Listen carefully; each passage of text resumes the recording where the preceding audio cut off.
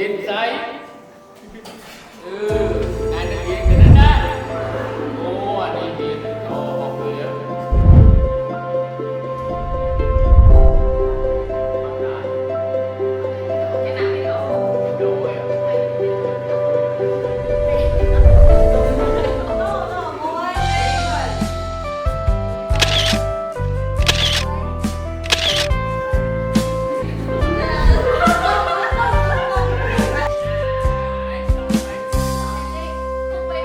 ពេលចូលរៀនដំបូងយើងមិនដែលស្គាល់គ្នាឡើយ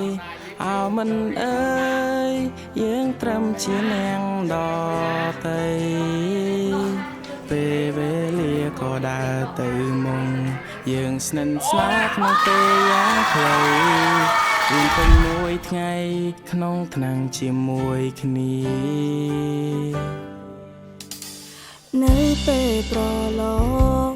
ពួកយើងតែងតែជួយគ្នាក្រុមវេលាសាកាគ្នាបានល្អពេលអ្នកណាមិនយល់តែងតែជួយបង្រៀនគ្នាទៅមកតែជាស្មងសក្នុងលៀងជាមិនរួមថ្នាំទូជួនកាលមិនសំបាយចិត្តក៏តែមានអ្នកនៅក្បែរខ្ញុំជួយដោះស្រាយរំលែងរាល់ឧបសគ្គត្រូវពីនៃពេលមករៀនយឺតពេលយើងលួចញ៉ាំនំក្នុងថ្នាំងអនុសាម្នាក់សុទ្ធតែនៅទីនេះ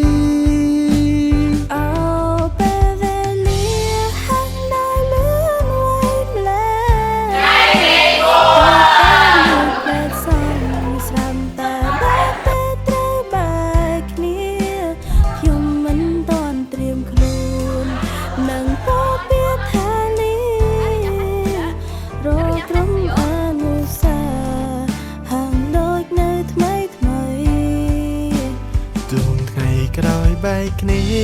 តែសុំកុំភ្លេចគ្នាណាហើយត្រូវចងចាំថាពួកយើងគឺជាមិនដ៏ល្អ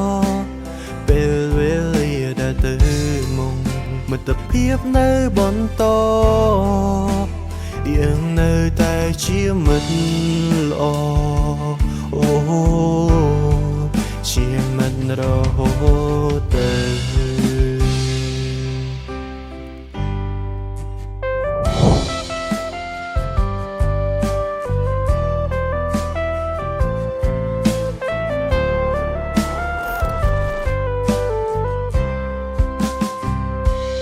ទោះជួនកាលមិនស្អាតឥឡូវខ្ញុំជូនពរណា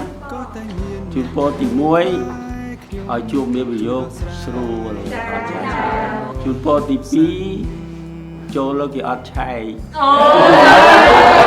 ជូនពរទី3អាអ្នកនៅចិត្តនេះវាឲ្យលួចមើលចុងក្រោយនេះទេអេទាំងអស់ទៅបាទសាធុឲ្យមានអនាគតឬ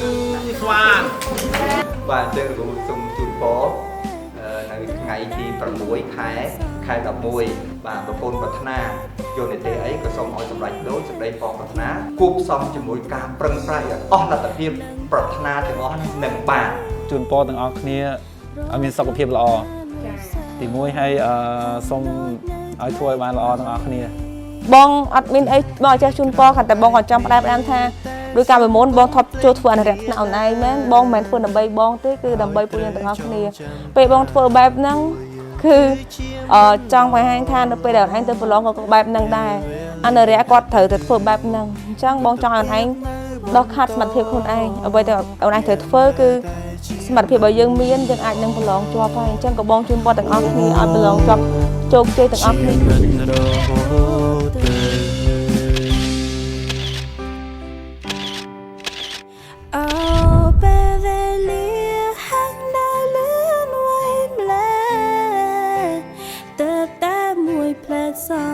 ស្រាំតែដល់ពេលត្រូវបែកគ្នា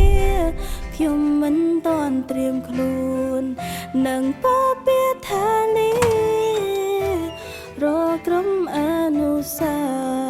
ហាងដូចនៅថ្មីថ្មីទុំថ្ងៃក្រោយបែកគ្នាតែសុំកុំភ្លេចគ្នាណាហើយត្រូវចងចាំថាពួកយើងគឺជាមិនដ៏ល្អពេលវេលាដែលទៅមុខមិត្តភាពនៅបន្តយើងនៅតែជាមិត្តល្អអូជាមិត្តរហូតទៅ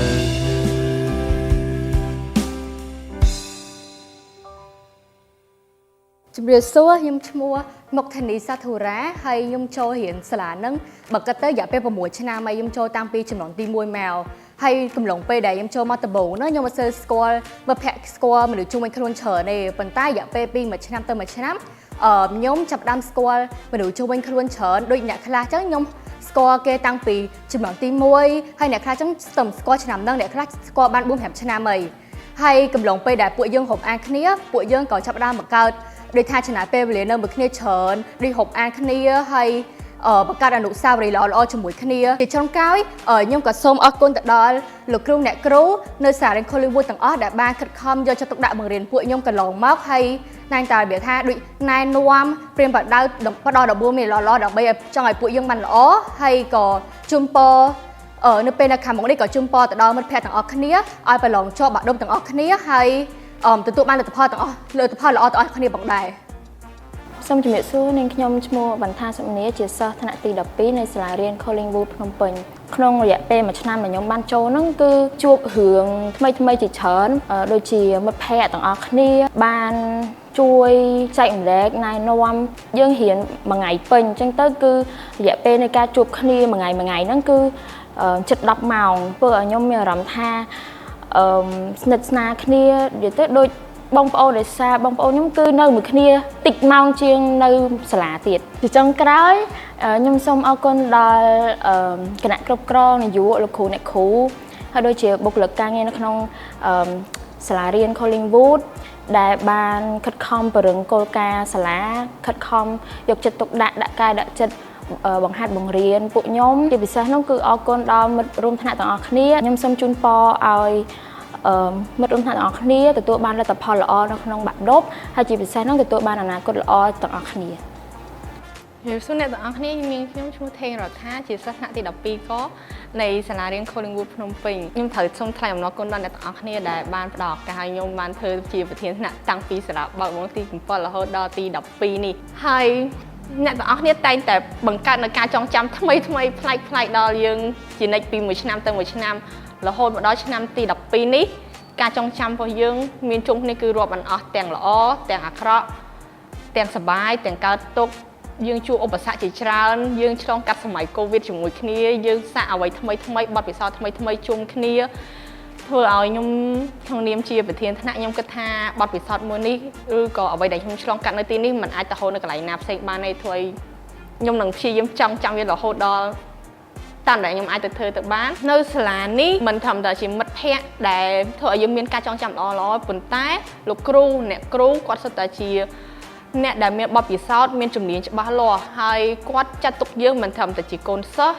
ប៉ុន្តែគាត់ចាត់ទុកយើងគឺជាដូចកូនបង្កើតរបស់គាត់ហ្នឹងគាត់ផ្ដល់ទាំងដំបូងមានទាំងក្នុងមេរៀននិងក្រៅមេរៀនយើងអត់ទៀមទាប៉ុន្តែគាត់ព្យាយាមធ្វើយ៉ាងណាឲ្យបណ្ដុះបណ្ដាលឲ្យយើងខ្លាចទៅជាពលរដ្ឋដ៏ល្អដើរទៅលើវិថីជីវិតខ្លួនឯងដោយរឹងមាំ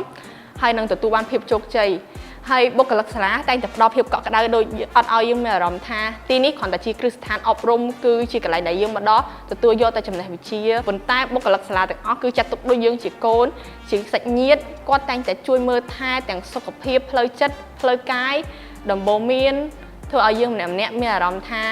មកសាលាគឺមកផ្ទះហើយអ្នកគ្រប់គ្នានៅសាលាសុទ្ធតែជា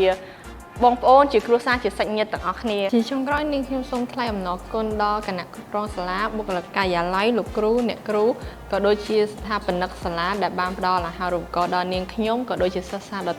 សិស្សដទៃទៀតឲ្យបានចូលរៀននៅក្នុងសាលារៀនដែលមានស្តង់ដារខ្ពស់ការអប់រំដែលមានប្រសិទ្ធភាពពិសេសគឺបានជួបនឹងលោកគ្រូអ្នកគ្រូដែលមានបទពិសោធន៍ខ្ពស់ហើយគាត់ក៏ បានផ្ដល់នៅដំបូន្មានល្អៗហើយចាត់ទុកស្រឡាញ់យើងដូចជាកូនបង្កើតហើយឱកាសមួយនេះពិតជាមានអត្ថន័យណាស់ចំពោះនាងខ្ញុំដែលវាធ្វើឲ្យនាងខ្ញុំមានថ្ងៃនេះហើយខ្ញុំសន្យាថានឹងព្យាយាមសិក្សារៀនសូត្រនិងធ្វើខ្លួនជាពលរដ្ឋល្អដើម្បីតបស្នងដែលលោកបានផ្ដល់ឱកាសនេះដល់នាងខ្ញុំសូមអរគុណ